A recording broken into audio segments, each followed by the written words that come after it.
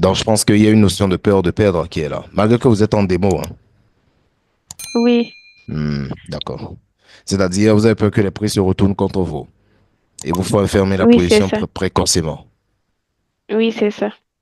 Du coup, ça veut dire que quand vous n'arrivez pas à vous discipliner sur les indications et les recommandations, vous constatez que les résultats sont mauvais.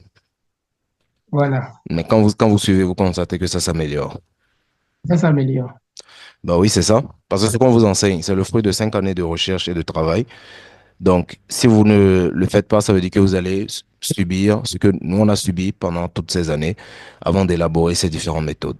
Donc, on vous fait gagner en fait du temps en vous disant concrètement ou directement qu'est-ce qui marche pour nous.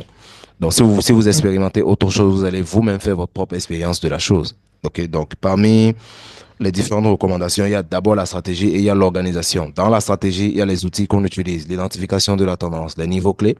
Ensuite, il y a l'organisation qui concerne le nombre d'actifs que vous tradez, les heures de trading et tout ça.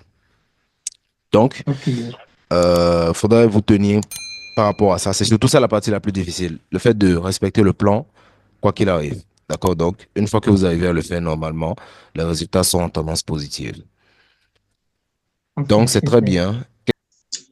Bon, alors, par rapport à cette question, il y a des signes de retournement. C'est vrai qu'il y a la tendance en cours et il y a le retournement de la tendance. Donc, il faut savoir identifier les deux. Donc, dans le contexte où on était sur Crashbill, il y avait certes un signe de retournement de tendance, mais là, le retournement n'était pas encore confirmé. Ça veut dire que votre trade pouvait très bien marcher, ok, mais avec beaucoup moins de probabilité.